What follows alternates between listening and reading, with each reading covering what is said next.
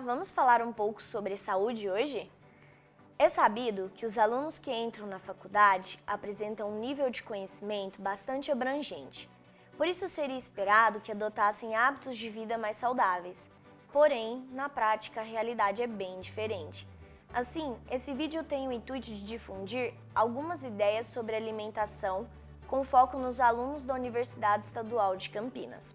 O ingresso na universidade implica em modificações importantes no comportamento alimentar do estudante, pois uma refeição que antes era feita em casa com a companhia de alguém, passa a ser feita em restaurantes universitários, lanchonetes ou feiras e, na maioria das vezes, com pouco tempo para alimentação.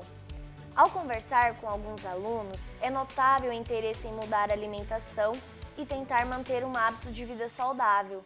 No entanto, na prática não o fazem, por diversos motivos, como não saber fazer boas escolhas alimentares, não gostar ou saber cozinhar, falta de tempo, de dinheiro, de opções saudáveis dentro do campus e a facilidade dos alimentos ultraprocessados. Mas e você? O que te impede de ter uma boa alimentação? Você sabe o que é um alimento ultraprocessado? Afinal, eles podem estar mais próximos do que você pensa. Assim, uma boa forma de se informar melhor sobre esses alimentos é através do Guia Alimentar para a População Brasileira.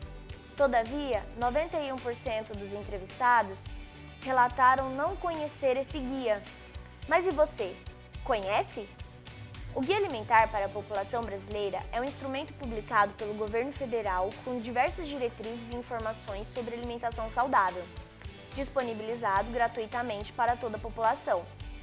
Segundo ele, para se ter uma alimentação saudável, a base da alimentação deve ser composta de alimentos in natura ou minimamente processados, enquanto o consumo de alimentos processados deve ser limitado e o consumo de alimentos ultraprocessados evitados. Os alimentos in natura são obtidos diretamente de plantas ou animais e não sofrem qualquer alteração após deixarem a natureza. Os alimentos minimamente processados correspondem a alimentos in natura que foram submetidos a algum tipo de processamento, como limpeza, moagem, secagem, fermentação, entre outros, e processos similares que não envolvam a adição de sal, açúcar, óleos, gorduras ou outras substâncias ao alimento original. Os alimentos que fazem parte desses grupos são carne fresca, leite, grãos, nozes, legumes, frutas e hortaliças, raízes e tubérculos, entre outros. Os alimentos processados são aqueles fabricados pela indústria com a adição de sal, de açúcar ou de outra substância de uso culinário a alimentos in natura para torná-los duráveis e mais agradáveis ao paladar. São produtos derivados diretamente de alimentos e são reconhecidos como versões dos alimentos originais. São usualmente consumidos como parte ou acompanhamento de preparações culinárias feitas com base em alimentos minimamente processados. Alguns exemplos de alimentos processados são legumes preservados em salmoura enlatados, extratos ou concentrados de tomate, frutas em calda, frutas cristalizadas, carne seca e toucinho, sardinha e atum enlatados, queijos e pães. Já os alimentos ultraprocessados são aqueles prontos para o consumo. São formulações industriais feitas principalmente com substâncias extraídas de alimentos, como óleos, gorduras, açúcar, amido e proteínas, com a adição de várias substâncias artificiais como corantes, aromatizantes, realçadores de sabor, entre outros tipos de aditivos, usados para deixar os produtos mais saborosos e atraentes. Além dessa classificação, o Guia Alimentar para a População Brasileira tem 3 dicas que são muito valiosas. A primeira é que as pessoas devem planejar o tempo livre para dar à alimentação o espaço que ela merece. A segunda é quando fora de casa, deve-se dar preferência a locais que servem refeições feitas na hora.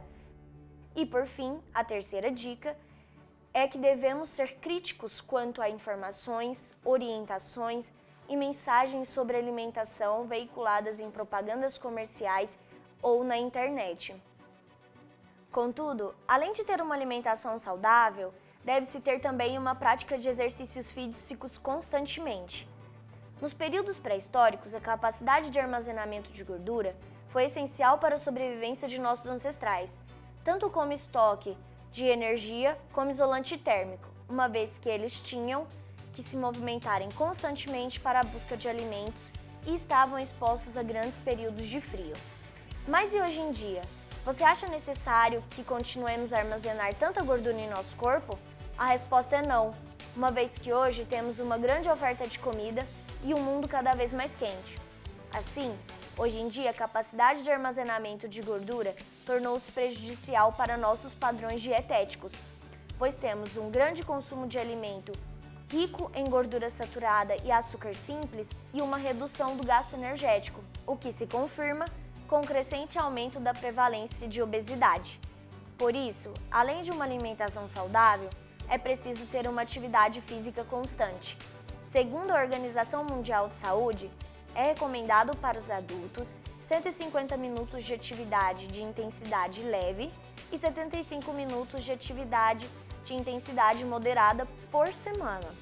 A falta da aliança entre uma alimentação saudável e a prática de exercícios físicos pode levar a doenças como obesidade, doenças cardiovasculares, câncer, diabetes, entre outras. E você, já ouviu falar de obesidade? Conhece alguém que tem alguma dessas doenças? Afinal, elas podem estar mais perto do que imaginam. A obesidade é uma doença que pode ocorrer devido à ingestão alimentar maior do que o gasto energético correspondente, durante um período de tempo prolongado. Ela pode ser medida pelo Índice de Massa Corpórea, IMC, que é calculado através da massa em quilograma dividido pelo quadrado da altura em metros, e o valor encontrado quando maior que 30 é classificado como obesidade. Essa condição está atrelada a um quadro inflamatório crônico e de baixa intensidade, levado pela ingestão de ácidos graxos saturados presentes em grandes quantidades nos alimentos ultraprocessados, que pode levar à ativação de um receptor de superfície celular, o Toll-like receptor 4, TLR4, ativando a via sinalizatória da inflamação hipotalâmica, que pode levar ao desenvolvimento da resistência à ação da leptina e insulina, que pode gerar, então, a diabetes mellitus tipo 2. Isso é só um exemplo de como a nossa alimentação está diretamente relacionada à nossa saúde e, por isso, devemos nos preocupar com nossos hábitos. Se você tiver qualquer dúvida sobre como ter uma alimentação realmente saudável, você pode consultar o Guia Alimentar para a População Brasileira, disponível gratuitamente para download na internet, e também nos procurar no Centro de Pesquisa em Obesidade e Comorbidades na Unicamp. Esperamos que esse vídeo tenha te ajudado a refletir na importância da alimentação saudável na sua saúde e te ajudar a achar novos caminhos para adotar novos hábitos de vida, mais equilibrados e sadios. Muito obrigada por assistir até o final.